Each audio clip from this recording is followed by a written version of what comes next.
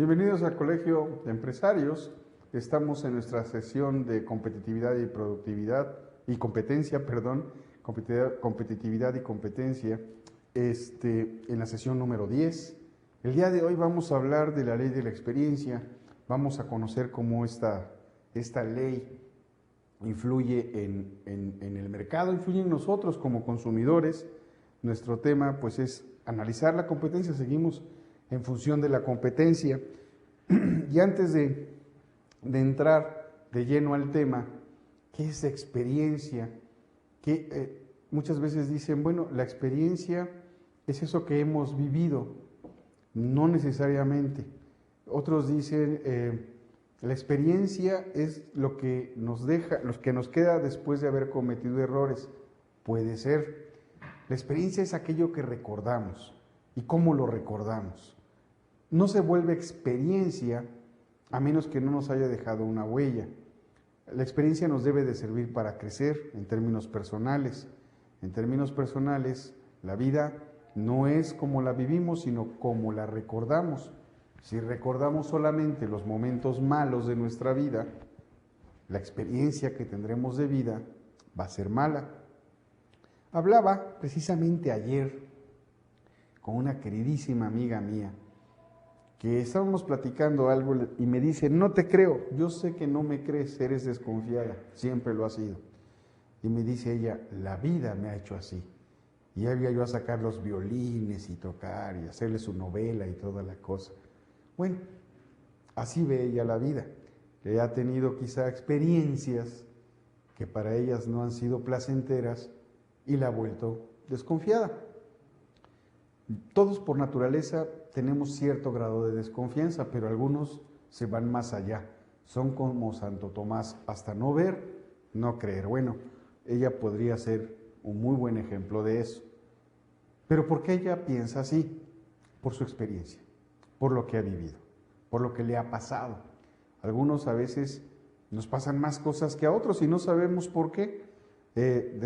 Podemos decir filosóficamente, es que tienes una misión y te estás probando, Dios tiene grandes planes para ti, para verlo de un punto de vista filosófico y que nos haga sentir menos mal, que nos dañe. Bueno, como consumidores también tenemos experiencias. Vamos a un lugar, recientemente tuve una comida familiar y la pasamos muy bien en el restaurante, desde el capitán, la hostess que nos recibe en la entrada, los meseros, caramba, mucha amabilidad. Nos atendieron bastante bien. En la mesa, que estaba un poquito retirada de nosotros, había unas personas y había un señor que se quejaba de todo. Se quejó de la comida, se quejaba de cualquier cosa. No lo decía muy alto, tampoco era muy ¿cómo podríamos decir? Exacerbado. Pero sí le hacía las indicaciones al mesero de las cosas que no le gustaban. Yo notaba que el mesero que lo atendía era el mismo que atendía mi mesa. Y cuando llegaba con el señor, el mesero llegaba serio. Cuando llegaba con nosotros, que estábamos en familia, estábamos bromeando, llegaba con una sonrisa y nos trataba amablemente. Nosotros le llevábamos al mesero por su nombre. Este señor, estas personas que estaban en la otra mesa, le decían, venga, hey, mesero. Y ahí hay una diferencia. Mi experiencia en el restaurante fue agradable. A lo mejor para la persona que se estuvo quejando no lo fue. Era el mismo restaurante, era el mismo mesero. ¿Se acuerdan que en la sesión pasada les hablaba yo de que lo que es diferenciarse?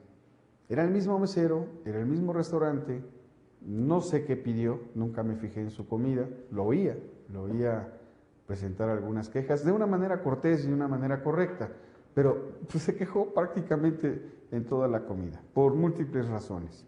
El mismo restaurante, el mismo mesero, la misma zona del restaurante, el mismo ambiente. Para mi caso, con mi familia, pues fue un ambiente agradable. Para el otro señor, no. Yo volvería con mi familia. Es más, quedamos de ir ahora a desayunar al mismo restaurante. El señor, no lo sé. Experiencia. Y la experiencia es lo que hace que nuestros clientes vuelvan día con día, que tengan buenas experiencias. De hecho, con nuestros clientes no les tenemos que ofrecer un producto, les tenemos que ofrecer una experiencia. Ejemplo de ello es Starbucks. ¿Qué vende Starbucks? Es una barra de café. Ya lo minimicé. Si me escucha el señor Schultz va a decir, jaja, ya quisieras tener una barra de café como esa. ¿Qué es lo que nos vende Starbucks? Nos vende una experiencia. Puedo llegar a un lugar y pedir el café como a mí se me antoje. Yo puedo pedir que calienten el agua a determinados grados durante determinado tiempo y así me lo hacen. Yo estoy ahí para verlo.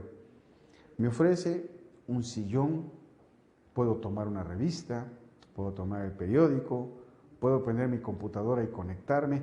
Por cierto que este restaurante también tiene conexión a internet y me conecté a internet, ¿sí? Para no gastar mi servicio, ¿verdad? Tacaño yo. Y le pedí al mesero, le llamé por su nombre, que me diera la clave y me llevó un papelito, ya los tienen hechos, aquí está señor, sin mayor problema. Podrían decir, bueno, pues se la tuvo que pedir, ¿por qué mejor no llegó él y se la entregó? Bueno, porque no todos los comensales se quieren conectar desde su celular o de su iPad o de su computadora. Yo sí. Entonces, bueno, nos ofrece una experiencia el Starbucks, nos ofrece una sensación, la sensación de que estoy bien, de que me tratan bien, de que me consiento, de que estoy en un lugar donde todos los que pasan por la calle corriendo para su trabajo me pueden ver con envidia. Mira, yo estoy perdiendo el tiempo tranquilamente, no me apura la vida. Me ofrece una experiencia. Entonces, lo que tenemos que ofrecerle a nuestro consumidor son experiencias. Y vamos a hablar un poquito de la teoría de Gestalt, ¿sí? Esta teoría de Gestalt también se le conoce como teoría de la forma. Esta teoría nos permite ver, o más bien nos enseña cómo percibimos la realidad. Una cosa es percepción y otra cosa es realidad. Alguna vez un director general me decía, Carreto, yo percibo que no están haciendo bien las cosas. Le decía yo, ¿por qué? Porque percibo que podemos vender más. Mira, si tenemos un presupuesto que ni tú ni yo fijamos, lo fijaron desde otro país y lo estamos alcanzando y lo estamos logrando rebasar, con poco porcentaje, pero lo estamos logrando rebasar. Pues no entiendo en qué basas tu percepción. Claro que podemos vender más, pero nos preparamos desde el año anterior para vender lo que estamos vendiendo y lo estamos cumpliendo. Pues sí, pero yo percibo, y llegó un punto que usó tanto la palabra percepción, que de plano me llegó a molestar. Yo siempre he sido muy cínico y quizá irrespetuoso. Entonces a mi gerente general me decía, es que para mí percepción es realidad. Le dije, para mí no, para mí percepción es percepción. Porque si yo percibo que tú eres medio tarugo, medio tonto, no le dije esa palabra, le dije una mayor, más fuerte, tú me vas a decir si es realidad o no. Se quedó callado y me dijo, ya entendí tu punto. Le dije, revisa los presupuestos y estamos cumpliendo. Y el presupuesto es considerablemente más alto que el del año pasado, con la misma gente, con el mismo mercado, con los mismos distribuidores, y está creciendo. Sí estamos haciendo mejor las cosas. Se fue pensativo, yo creo que no sabía si enojarse o reírse de lo que le había yo dicho, o más bien se estaba conteniendo para no enojarse, porque los números hablaban por la empresa. Percepción es percepción, no es realidad. Cada quien percibe las cosas de manera diferente. Por ejemplo, tengo aquí, atrás de mí, una bandera de México. Es más, estaba a punto de empezar mi sesión diciéndoles Honorable Congreso de la Unión. Quería probar cómo se siente. Y solo con pensarlo, sentí muy bien. Ha de ser muy padre ser presidente. Ha de sentirse una sensación de poder. Esa es mi percepción. Pero si alguno de los que me está viendo ve la bandera, algunos a lo mejor ni la notaron, y a otros no les importa. Esa es su percepción. Cada quien tiene una percepción de la misma cosa, aunque estemos viendo lo mismo. Entonces, para el consumidor, percepción es realidad. Para el consumidor, la percepción no siempre es realidad.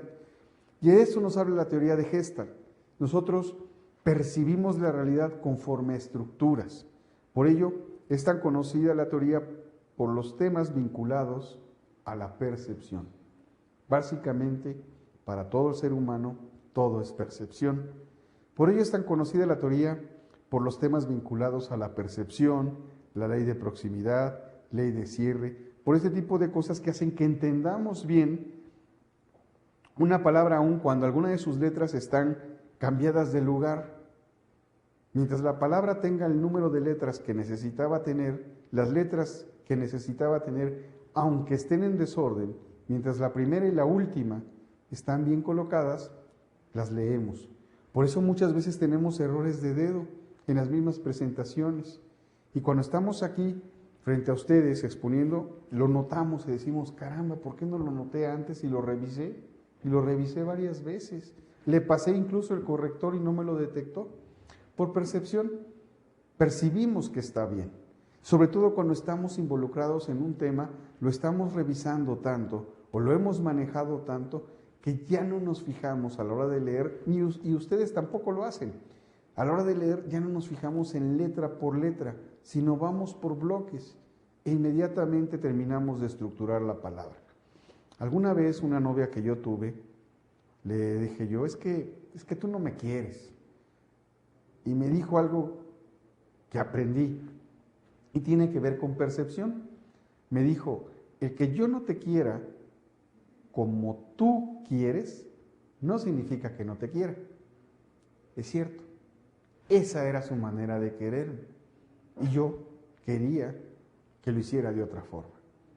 Esa era mi percepción, pero la percepción no era realidad. ¿Y qué pasó con esa novia? Se los contaré en otra ocasión. Hoy nos toca ver ley de la experiencia. ¿Qué es la ley de la experiencia? La ley de la experiencia entonces determina que el ser humano se basa en sus propias experiencias, así como las experiencias individuales condicionan la percepción.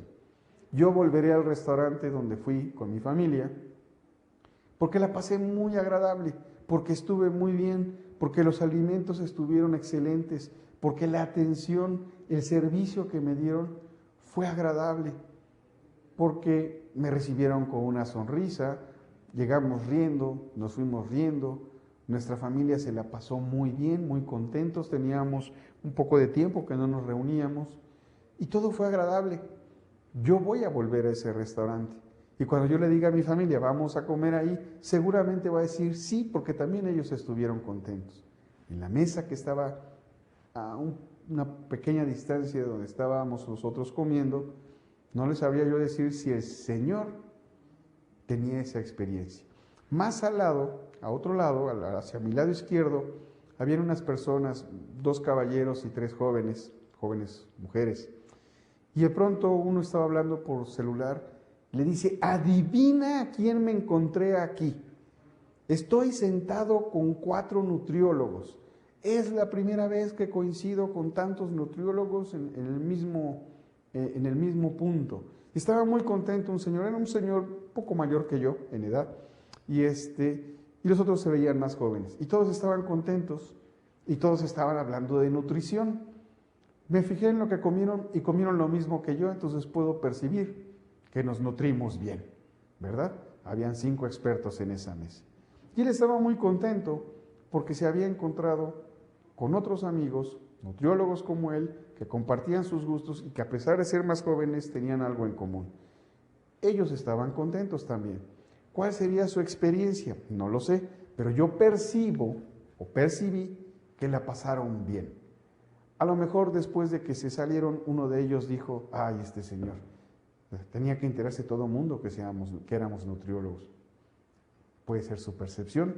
Entonces, lo que hacemos en nuestra vida diaria está sujeto a percepciones, no a la realidad. Perdemos subjetividad, somos sujetos, por eso somos subjetivos. No somos objetos, por eso no somos objetivos, en la mayoría de las veces. Pero ustedes lo tienen que ser. Hay profesionales que se adiestran en lecturas invertidas. Otros en la visión y comprensión de negativos fotográficos y radiográficos, en discriminaciones sutiles de productos por el tacto, el olor o la visión. Hay grafólogos que con solo ver nuestra letra, ver cómo escribimos, puede detectar cómo es nuestra forma de ser, nuestra personalidad. ¿Pueden creer ustedes eso? Bueno, funciona. En muchas áreas de recursos humanos se utiliza la grafología como una forma más de hacer una selección del personal. Yo, por ejemplo, soy un desordenado. Sí escribo muy centrado, sí escribo con mis letras verticales, no tiendo hacia un lado o hacia otro, que significa que es extrovertido o introvertido, pero a veces escribo con mayúsculas y a veces escribo con mayúsculas y minúsculas. Esa es una deformación que tengo porque mi carrera de origen es ingeniería civil y a la hora de hacer planos había que poner algunos títulos con mayúsculas porque así me lo exigía el trabajo, y otros con mayúsculas y minúsculas. Entonces, ahora al escribir hago una revoltura. ¿De qué depende? Pues no sé si depende de mi estado de ánimo o de la prisa que tenga por escribir, pero escribo así. También escribo manuscrito. Cuando tengo que escribir o tomar una nota rápida, la hago con manuscrito, porque así lo aprendí de niño.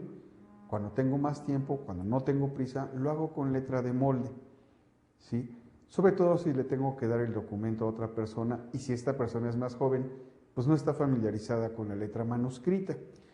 Entonces cualquiera que viera mi forma de escribir, pues diría que estoy loco o desordenado o que no soy constante o que por ahí traigo algún problema. Pero al final es percepción. Estos profesionales reaccionan ante un mismo estímulo de un modo diferente en función de su experiencia adquirida. Yo como ingeniero, cada vez que paso por una obra que está en construcción, respiro profundamente. Me gusta el olor de la construcción. Para la mayor parte de la gente les puede pasar desapercibido y a otro sector le puede ser molesto. Pero esa sensación de humedad, de frescura, me encanta, me agrada. Me hace recordar los tiempos en los que andaba ahí metido lleno de polvo y me trae gratos recuerdos. ¿Por qué razón? Porque mi experiencia fue buena.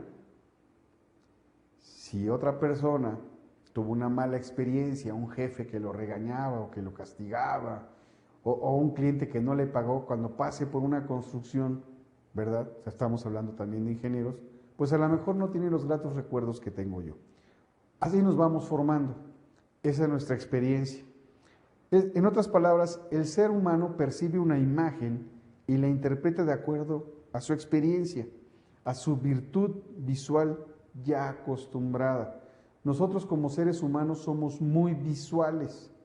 De ahí el éxito de Facebook, que es básicamente visual. De ahí la gran dificultad para muchos de manejar Twitter. Dicen, no le entiendo, se me hace muy difícil. Porque Twitter es textual, hay que escribir. Estamos más acostumbrados a ver que a escribir. A veces, o muchas veces, escribimos mal, usamos mal las palabras. Decimos, incluso la letra de una canción, vuélveme a querer, cuando lo correcto es vuelve a quererme. Porque vuélveme es girarme. Ese es lo que el significado literal de la palabra. Pero lo usamos indistintamente, ¿sí? Una palabra que lo correcto sería decir viniste. Yo que la uso, mis compañeros se ríen cuando digo viniste, me dice, aprende a hablar, oye, con tantos estudios. Esa es la palabra correcta. Pero ¿qué es lo que decimos en la mayoría de las veces? Veniste. ¿Por qué la usamos? Porque estamos acostumbrados. Así nos enseñaron. Incluso con las mismas marcas hay problemas. Su nombre es Pepsi. Pero en las ciudades del Golfo de México, en la costa del Golfo, se van a encontrar mucha gente que dice Pepsi. Esto fue un éxito de la marca. Ponerle los dos nombres, dile como quieras, hombre, pero cómprala. Incrementaron sus ventas. Se basaron en la percepción. Y si el cliente le quiere llamar Pepsi, hombre, pues llamémonos Pepsi con tal de que nos compre. y lograron mayor lealtad de los consumidores de Pepsi o Pepsi. Y en España le pusieron Pepsi porque el jugador de fútbol, que no recuerdo su nombre, no soy aficionado al fútbol, cuando estaban haciendo el comercial se la pasaba diciendo Pepsi y Pepsi y Pepsi y se quedó Pepsi en España. ¿Sí? Entonces, los mismos genios de la mercadotecnia de Pepsi hicieron un video, que por ahí lo van a encontrar en YouTube, que dice, y si vamos a entrar en Arabia y le tenemos que decir Pepsi, le decimos Pepsi, punto. Al final hay que satisfacer al consumidor. Bueno, todas estas cosas están basadas en la percepción. Aquí les pongo dos imágenes. Bueno, la imagen de la derecha la identifican fácilmente porque abajo está el nombre. Pero si no le hubiera quitado el nombre y ustedes fueran aficionados a las carreras, sabrían que es el logotipo de Fórmula 1. No tendría yo que decir más. Pero si las carreras de autos no es lo suyo, no sabrían de qué es. Y es una imagen. Es el logotipo de la Fórmula 1. Del lado izquierdo tengo una manzana mordida. La mayoría de ustedes la conocen e inmediatamente identifican de qué producto se trata. Y efectivamente es Apple. Para otras personas, sobre todo en zonas rurales, pues el que vean ese logotipo y les pregunte yo, ¿qué es? Pues me van a decir, no sé, y las manzanas no son azules o grises, ¿verdad? ¿Por qué? Porque su percepción es diferente. Están acostumbrados a ver otras cosas. Esto hace ver los elementos dispersos como parte de sistemas autónomos, sino que los asocia con dichos elementos como si fueran parte de un todo. Es decir, cuando vemos una imagen, inmediatamente la componemos, la reacomodamos, la organizamos para que tenga sentido para nosotros, para que la podamos interpretar. Por eso es tan peligroso cuando una empresa no da la información completa, porque el consumidor va a llenar esos huecos con lo que considera que debe de llenarlos. ¿Con base en qué? En su experiencia. Por eso cuando hay un comunicado oficial, nunca falta que dicen, no, se están engañando. Nos quieren dar a tole con el dedo. Eso que dicen no es cierto. Seguramente es una cortina de humo. ¿En función de qué? En función de su experiencia. Como esta amiga que les platiqué. Si ella ha sentido que le han tomado el pelo, que le han engañado, que le han mentido, pues en adelante va a pensar que todo mundo lo hace. Lo mismo sucede con el ciudadano que se siente engañado o traicionado por el gobierno. No importa el esfuerzo que éste esté haciendo, no importa si es legítimo, si es verdadero, si es real, va a desconfiar. ¿Con base en qué? Con base en su experiencia. Significa entonces que cuando observamos un grupo de figuras, la mente las organiza, las reacomoda. Es como si fuera una pieza de un rompecabezas e inmediatamente buscamos el hueco en donde puede estar esta pieza. Las juntamos como un todo, en vez de que sean elementos varios e incluso indistintos. Se utilizan entonces en logotipos y elementos publicitarios para que impacten las mentes del consumidor. Cuando vemos el logotipo, inmediatamente lo reemplazamos, lo llenamos, lo acomodamos, lo completamos con todo un concepto cuando conocemos el logotipo. Cuando yo conozco la manzana de Apple, inmediatamente puedo pensar en los productos de Apple que a mí me gustan. Y puede ser desde una Mac, puede ser un iPhone, puede ser un iPad, puede ser un iPod, puede ser lo que sea de esa compañía. La tengo bien grabada en mi mente, aunque nunca he utilizado, o mejor dicho, nunca he comprado un producto de Apple. Pero sí he usado un iPod que no compré, alguien me lo prestó. Sí he jugado en un iPad, le he dado una revisada. Sí he tenido que sentarme y trabajar en una Mac porque era lo que había disponible en ese momento, ¿verdad? Entonces, nunca he usado un iPhone, pero los conozco. Entonces, ¿en qué se basa el consumidor para comprar? En percepción. De hecho, la calidad es una percepción. La calidad no es que tenga más lujo. La gente confunde o asocia el lujo con calidad. Una pluma Bic tiene tanta calidad como una Montblanc. Una pluma Bic cumple lo especificado, y si compro una pluma Bic hoy y la comparo con la que compré hace 10 años, me dieron el mismo, me va a dar el mismo servicio que la de hace 10 años. No hay diferencia, eso es calidad, mantener la homogeneidad de un producto de tal suerte que el consumidor siempre sepa qué va a recibir por lo que va a pagar. Entonces, la percepción juega en nuestra mente a la hora de comprar, ¿sí? Se evidencia con esta prueba que el factor experiencia condiciona la percepción. Si mi experiencia ha sido buena, mi percepción va a ser buena. Si mi experiencia ha sido mala, mi percepción va a ser mala. Y les pongo un ejemplo. Vamos a suponer que alguno de ustedes tuvo una novia Lupita y fueron muy felices con Lupita. Hasta que, por razones del destino, cambiaron de ciudad, cambiaron de escuela, cambiaron de colonia, o simple y sencillamente cada quien tomó un rumbo diferente, pero fue una bonita relación, terminaron bien. En la próxima vez que escuchen el nombre de Lupita, esas personas van a sonreír, ¡ay, Lupita! Y van a ensoñar, Lupita, ¿sí? Si la experiencia fue mala, y oyen por ahí que alguien le dice Lupita, alguien le dice Lupita, Lupe, Guadalupe.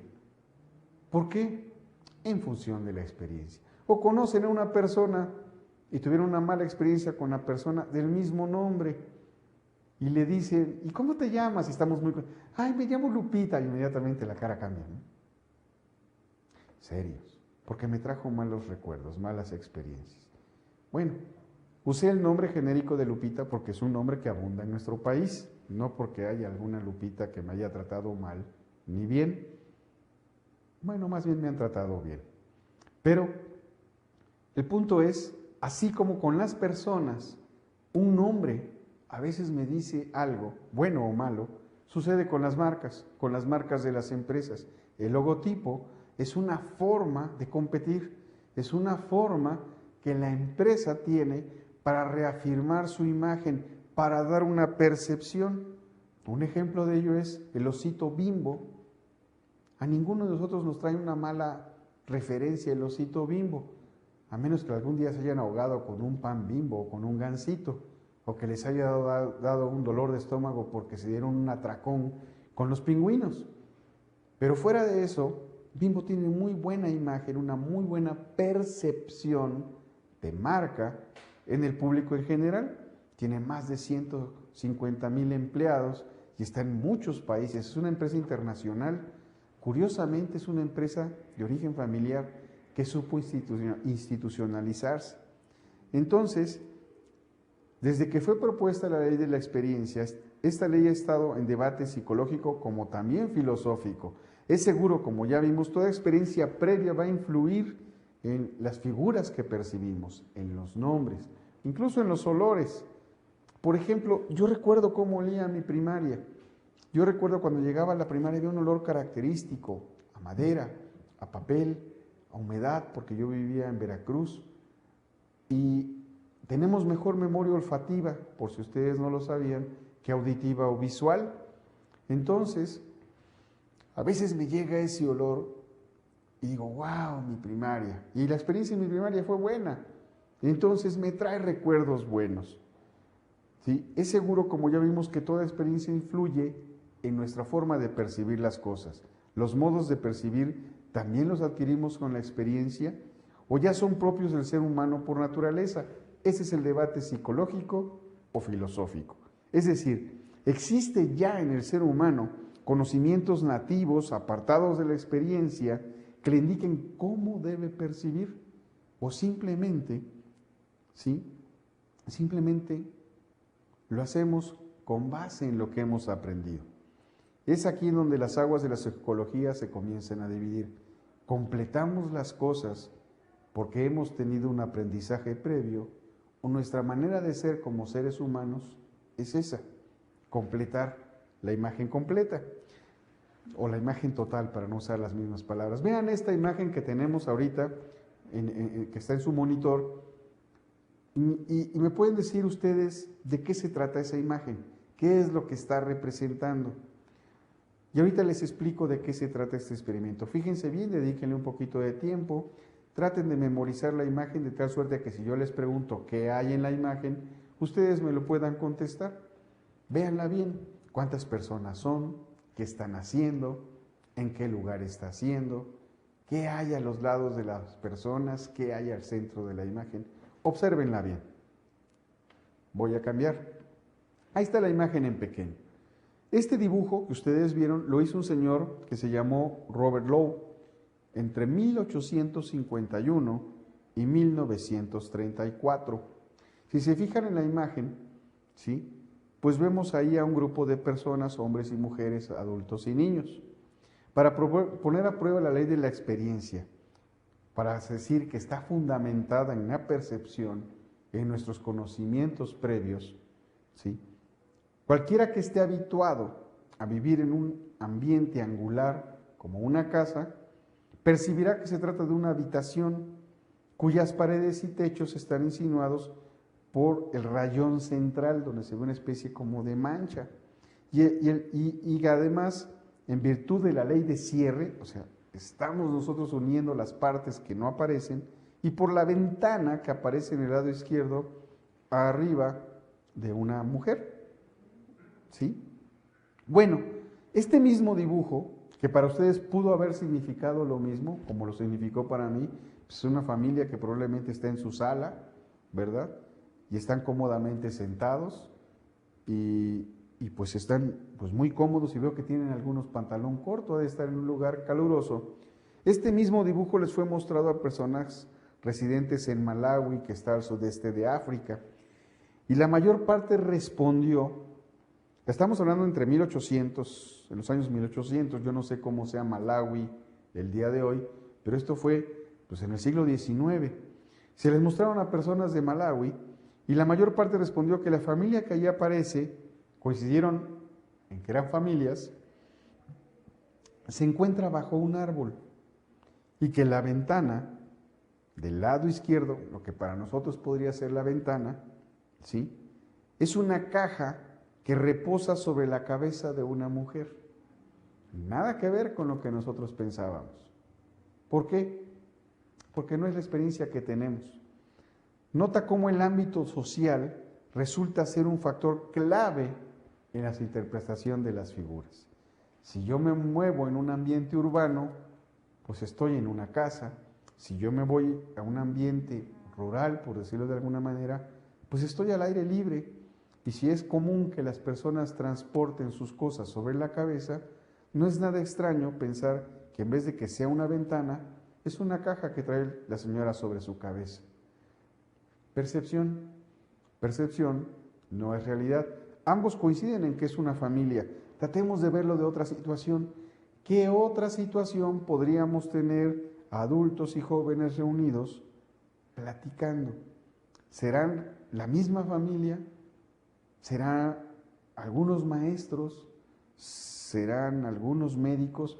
La impresión que nos da no es de que sean unos profesionales de la medicina, pero esa es nuestra percepción, no es la realidad. El mismo dibujo para personas con otro tipo de experiencia a la nuestra significaría cosas muy diferentes. ¿Cómo se aplica en publicidad? Van a decir, bueno, ¿para qué estamos viendo todo esto? ¿Qué tiene que ver con lo que nosotros estamos estudiando? Bueno, basándonos en estas reglas podemos analizar diferentes imágenes en las que se pueden ver imágenes ocultas en mayor o menor grado. Antes de que se me aceleren, se me adelanten y comiencen a pensar en la publicidad subliminal, les voy a decir una cosa. Yo no creo en la publicidad subliminal. Y no creo simple y sencillamente porque la publicidad subliminal siempre la refieren a connotaciones sexuales. Y entonces no significa que yo, porque vea un producto que me está moviendo en la cabeza el sexo, lo voy a comprar. Se me hace absurdo y no lo hacemos ni siquiera inconscientemente. En este caso, la publicidad subliminal, alguna vez se hizo un ejercicio donde en 2 salas cinematográficas, el mismo día, a la misma hora, se proyectó la misma película. En una, se proyectó en cada cuadro, son 24 cuadros por segundo, lo que nos permite ver la imagen continua. Y en el cuadro número 24, en una sala se puso un paquete de palomitas, en la otra sala no se puso nada, en la misma película. Y había un intermedio, hoy ya no hay intermedios en las películas. Y en el intermedio, la gente salió, los que estaban viendo no conscientemente las palomitas, salieron a comprar. Y si yo les pregunto, ¿y qué creen que compraron? Ustedes dirán, palomitas, popcorns, para los que sean de otro país, no sé cómo les llamen en sus países. Bueno, compraron palomitas. ¿Pero qué creen? Que los que no tenían el cuadro, los que no veían el cuadro, también compraron palomitas. Nada que ver. La misma gente que compró palomitas, que estaba viendo el cuadro subconscientemente, compró la misma cantidad de palomitas que el otro. No funciona. Y les digo que no funciona porque siempre tiene connotaciones sexuales, como si el sexo fuera lo único que maneja el mundo. Yo sé que ustedes en la cabeza tienen sexo, cerveza y fútbol, y no necesariamente en ese orden, pero no somos tan primitivos tampoco. Entonces, podemos analizar la publicidad, ¿verdad?, en función de cómo nos hace completar la imagen, cómo nos da una idea. ¿Sí? Cuando decimos una imagen oculta, ¿verdad?, me refiero a un ambiente. Si yo presento unos jóvenes alegres, bien vestidos, bien parecidos, mujeres y hombres, ¿verdad?, que están en una reunión con un vaso de jugo, con un refresco, con una cerveza, inmediatamente puedo pensar que están festejando algo, que celebran algo, o que simple y sencillamente se reunieron para convivir, para pasarla bien, y la están pasando bien y lo están demostrando. Nosotros completamos la escena, ¿sí? Veamos esta imagen. ¿Qué se ve en esta imagen? Bueno, si lo veo detenidamente, pues veo unos edificios. En la parte superior derecha aparece un letrero que dice Camel, una marca de cigarros. Y como dice Camel, inmediatamente encontramos el camello.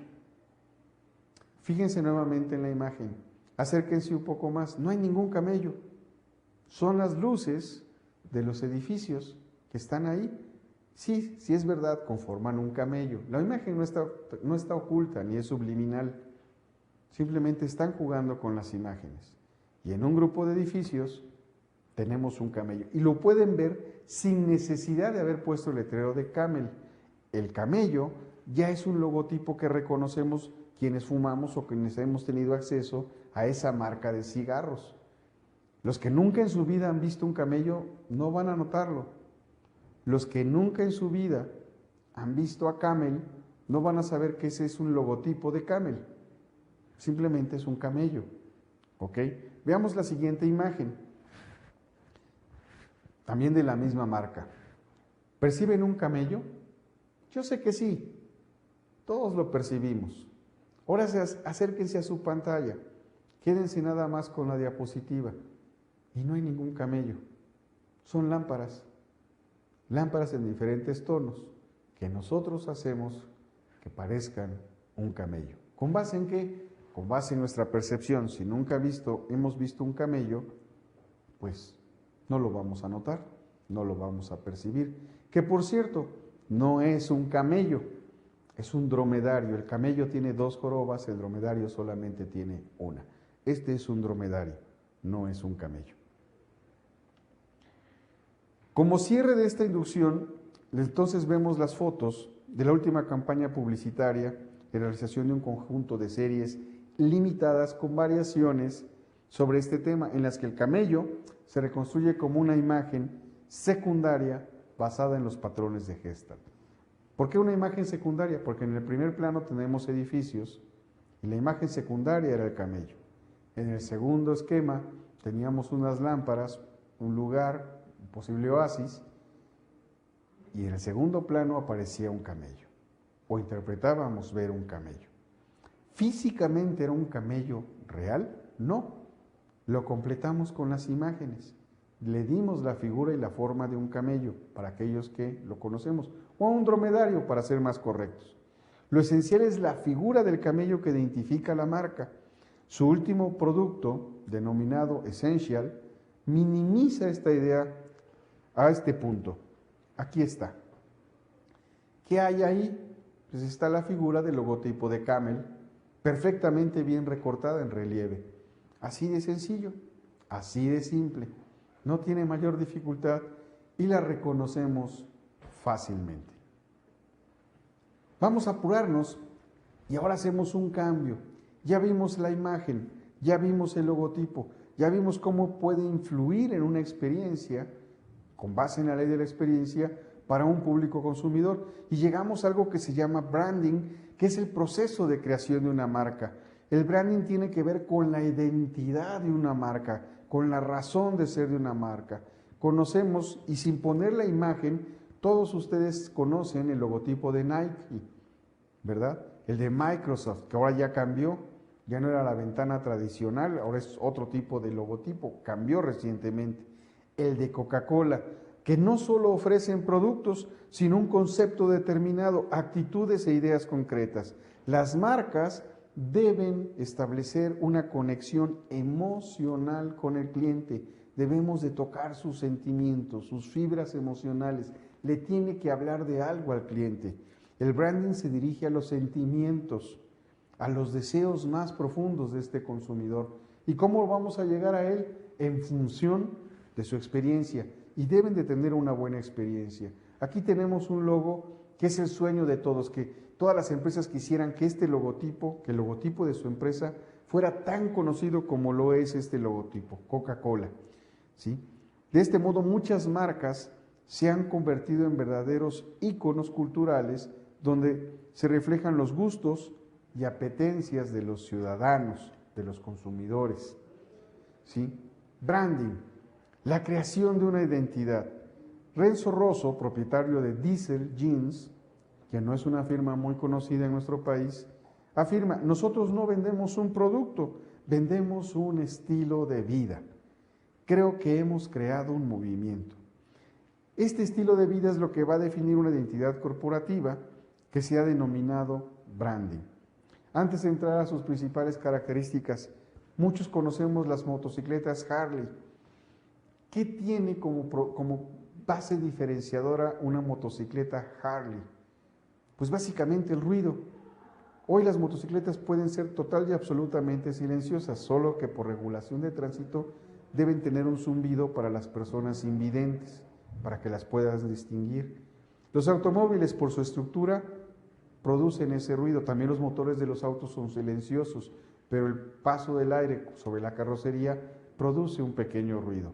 Ese ruido es el que perciben las personas invidentes antes de cruzar la calle. Desarrollan más el sentido del oído al momento que les falta el sentido de la vista. Bueno, ¿qué tiene de característica la motocicleta Harley? El ruido. Inmediatamente la identificamos, nos guste o no nos guste la moto. Si oímos una moto ruidosa, las personas que no conocen de motocicletas pueden pensar es una Harley, por el ruido, es su diferenciador. Y tener una Harley es tener un estilo de vida, ¿sí? Nos da la sensación de que somos rebeldes, libres, que no nos importa lo convencional. Y son motocicletas realmente muy costosas, que requieren de mucho cuidado. Nos permite individualizarla, tener la moto tal y como a mí me gusta. Entonces vamos a ver características del branding. El branding es para la creación y exaltación de una marca.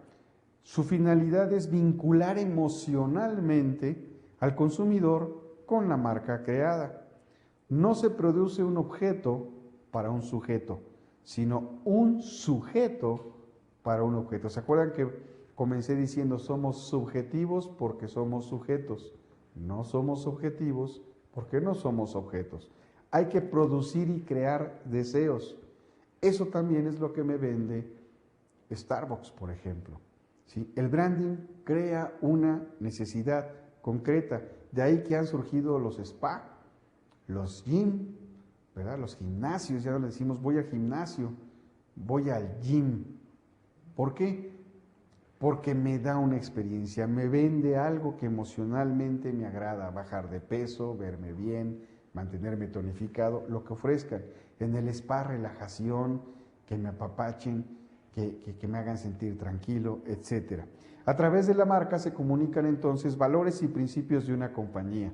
El branding permite la humanización de la marca. En este caso, Camel lo ha hecho muy bien. Absolut Vodka también lo hace muy bien. Se siente cercana al público, ¿sí? Si como afirma Gio Lamendi, publicista, la publicidad se dirige a la mente de los consumidores. El branding trata de apoderarse de sus corazones, de sus sentimientos, de sus emociones. El branding tiene 4 dimensiones. Comunica al público quiénes somos. Comunica lo que hacemos. Comunica cómo haces lo que haces. Comunica cuando el movimiento gravitacional del mercado ensancha y da forma a tu marca. Puede ser un concepto de calidad, un atributo del producto, cualquier motivo que nosotros elijamos. Tiene que ser memorable, impulsor y suficientemente poderoso para acoger a los clientes por las solapas, ¿verdad? Levantarlos del suelo y decirles que serían completamente estúpidos si no consumen nuestro producto. Así de sencillo. Imagínense ustedes cómo se sienten, si es que ya lo hicieron, cada vez que dicen estudio en el colegio de empresarios. Y la importancia de esa marca. No es cualquier colegio, porque realmente no lo es. Pero ¿qué sucedería si ustedes dicen que estudian en el colegio de empresarios y se comportan como patanes en la calle? ¿Sí? ¿Qué le van a decir los demás? Pues, ¿qué clase de colegio es en donde tú estudias? ¿Qué es lo que te están enseñando? Fíjense que la persona no hace al escritorio, el escritorio hace a la persona. Al revés. Cuando nos sentamos en un escritorio grande, creemos que porque el escritorio es grande nosotros somos grandes. No. El escritorio no hace a la persona hace al escritorio. No importa el lugar que nos den, es más, puede no ser un escritorio, puede ser una simple mesa. ¿Sí? Nosotros hacemos con nuestro trabajo que nuestro trabajo valga. Nosotros somos un producto, tenemos que volvernos branding. Tenemos que, con nuestra actitud, con nuestro comportamiento, las 24 horas del día, sepan que somos unos profesionales, por ejemplo. El tamaño del escritorio no importa, el tamaño de la persona que está atrás del escritorio sí, y no me refiero al tamaño físico, me refiero a su talento, a sus capacidades, a sus competencias, a sus características, no tanto a su apariencia física. La persona es quien hace al escritorio grande, no al revés. Ustedes son los que hacen al colegio grande, no el nombre. Lo mismo va a suceder con sus compañías, con sus familias, con todo lo que esté relacionado con ustedes. Ustedes se tienen que volver branding. ¿Cómo los recuerdan las personas? Tenemos 10 principios del branding.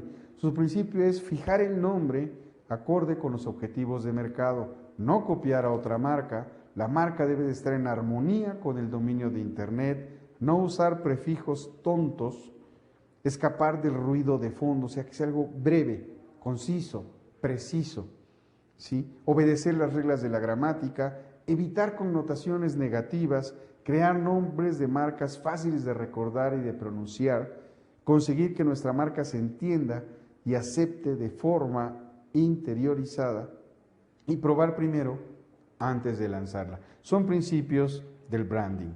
El branding, de esta manera tendremos en cuenta los siguientes puntos. Las marcas no hablan de ti, las marcas hablan de ellos. Si el branding está equivocado, todo está equivocado.